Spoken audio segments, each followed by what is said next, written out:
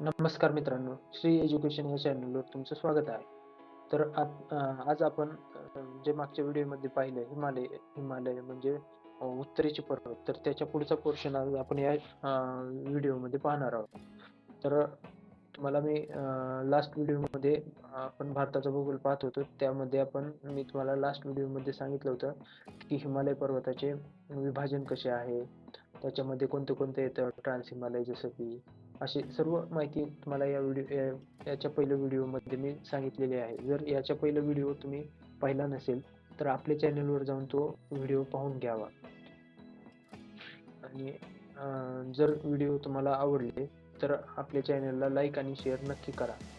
तर याच्या पहिल्या व्हिडिओमध्ये मी हिमालय म्हणजेच उत्तरेचे पर्वताबद्दल सर्व डिटेलमध्ये माहिती सांगितलेली आहे. तो व्हिडिओ जाऊन पाहून घ्यावा. तर त्यामध्ये तुम्हाला मी सांगितलेलं नव्हतं, ते आता सांगणार आहे, की हा जो प्रायद्वीपीय भारत आहे आपला, तर हा जो प्रायद्वीपीय भारत आहे, हा पहिला आफ्रिका खंडाचा म्हणजे ह्या खंडाचा भाग होता. तर आफ्रिका खंडाचा भाग होता. हा टेक्टोनिक प्लेटच्या मुवमेंट मुळे जेव्हा तुम्हाला मी सांगितलं होतं, की ह्याच्या खाली टेक्टोनिक प्लेट आहेत. तर या टेक्टोनिक प्लेटच्या हालचाली झाल्यामुळं हा जो प्रायद्वीपीय भारत आहे, हा असा अशा प्रकारे वर सरकत गेला व नंतर जाऊन आशिया खंडाच्या प्लेटला जाऊन टक्कर झाल्यामुळे हे जे आहेत हिमालयाचे, तर हिमालय म्हणजेच हे जे पर्वत आहेत आपले उत्तरेचे, ते ह्या टक्कर झाल्यामुळे तयार झालेले आहेत. तर हा जो प्रायद्वीपीय भारत आहे, तर तो आफ्रिका खंडाचा भाग होता.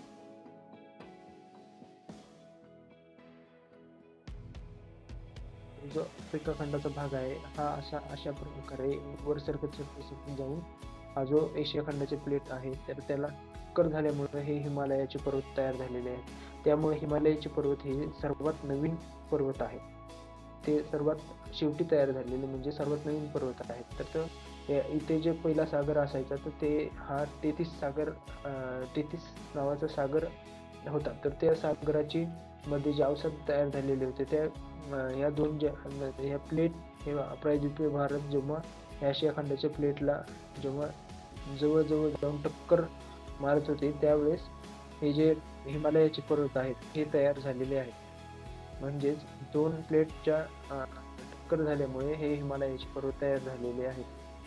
तर हा प्रायद्वीपीय भारत कसा आला आणि पहिलं कोणत्या खंडाचा भाग होता, हे मी तुम्हाला इन शॉर्ट डिटेलमध्ये सांगितलेलं आहे. तर आता आपण याच्या पुढचे पाहूयात. तर हे जे आता आज आपण पाहणार आहोत उत्तरेचे पर्वत. तर हे जे आपलं उत्तरेचे मैदान, तर हे जे उत्तरेचे पर्वत आहेत, तर त्याच्या खालचा जो पोर्शन येतो, तर हा पोर्शन म्हणजेच उत्तरेचे मैदानाचा पोर्शन येतो. तर उत्तरेचे मैदानाचे पोर्शन कोणत्या भागात आहे?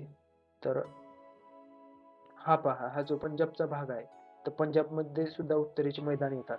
नंतर राजस्थानमध्ये येतात. नंतर हरियाणामध्ये सुद्धा उत्तरेचे मैदान येतात. नंतर उत्तर प्रदेश, नंतर बिहार, नंतर पश्चिम बंगाल, नंतर इकडे असं झाल्यानंतर हे जे आसाम आहे, आसाम.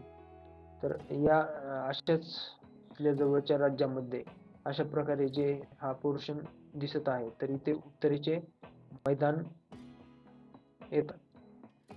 जे हिमालयाच्या म्हणजेच शिवालिक रेंज जी शेवटची तुम्हाला सांगितली होती, तर त्याच्या जे इकडं खाली दक्षिणेस आहेत, तर त्याला उत्तरेचे मैदान असं म्हणतात. ते उत्तरेचे मैदान कशामुळे तयार झालेले आहेत, तर नदीचे जे अवसाद असतात म्हणजेच गाळ नदी जे सोबत वाहत घेऊन येते गाळ वगैरे, तर त्या अवसादामुळे उत्तरेचे मैदान तयार झालेले आहेत. तर जसं की तुम्हाला माहीत आहे, इथून सिंधू नदी वाहते, ब्रह्मपुत्रा नदी वाहते, नंतर इथून अशी गंगा नदी वाहते. या नदींचे जे अवसाद आलेले आहेत, तर त्यापासून हे जे उत्तरेचे मैदान आहेत, ते तयार झालेले आहेत. तर उत्तरेच्या मैदानमध्ये आता आपण पाहणार आहोत.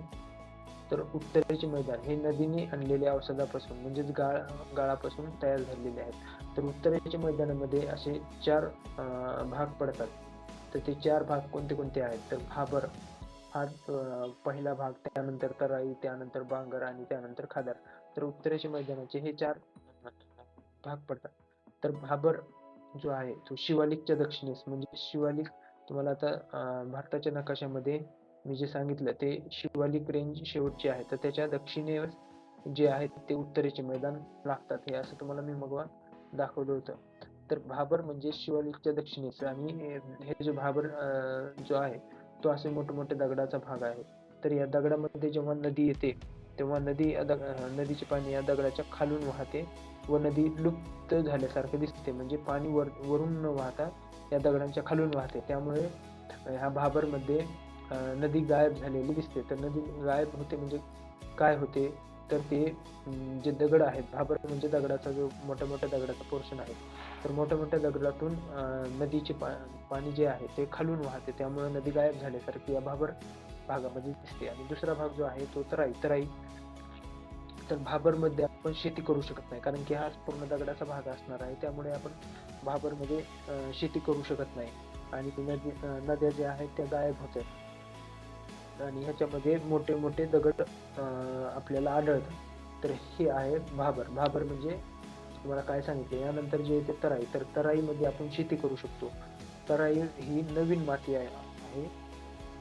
हे सुद्धा हे भाबरच्या दक्षिणेस पडतं, म्हणजे सर्व शिवालिक पर्वताच्या अलीकडचा भाग आहे तो उत्तरेचे मैदान म्हणून ओळखले जातात. भाबर नंतर तराई येतो, भाबरच्या दक्षिणेस तराई येते, तर ती नवीन माती असते, म्हणजे शेती करू शकतो. म्हणजे हा जो नदीचा पोर्शन आहे, तर नदीच्या पोर्शन मध्ये आणि हे जो पर्वत, हे जे इकडं पर्वत दगड वगैरे असतात, तर त्या या दगडामध्ये नदी गायब होऊन जाते.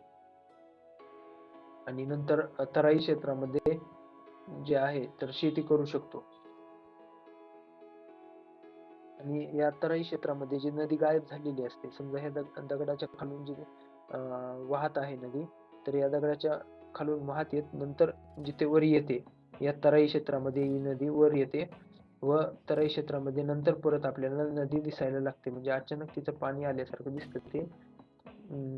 आणि त्यामध्ये नवीन माती असते. आपण त्या भागामध्ये शेती सुद्धा करू शकतो, कारण की तिथे उपजाऊ जमीन असते थोडीफार. तर आपण ऊस आणि धान्याची शेती वगैरे करू शकतो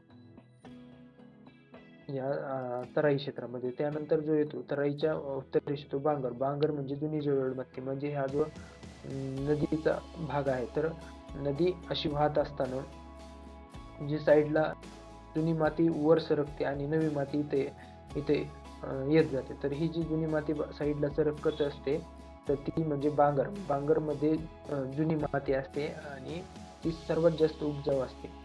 जुनी माती वर सरकत गेल्यामुळे ती सर्वात जास्त उपजाऊ जमीन असते. आणि त्यानंतर जो येतो खादर म्हणजे नवीन जलोढ माती असते. ही नवीन जी माती येते तर ती खादर असं म्हणतात. तिला पाहत येऊन जी नवीन माती तयार होते तिला खादर असं म्हणतात. तर आता आपण हे 4 उत्तरेच्या मैदानाचे प्रकार पाहिले. तर हा आजचा व्हिडिओ थोडा शॉर्टच असणार आहे. आजच्या व्हिडिओमध्ये आपण एवढंच उत्तरेचे मैदान याबद्दल या 4 पार्ट जे आहेत ते तेवढंच पाहणार होतो. तर खादरमध्ये नवीन माती जी असते तर ती सुद्धा सर्वात उपजाऊ असते. त्यानंतर जी वरची आहे बांगर, ही सुद्धा उपजाऊ माती असते.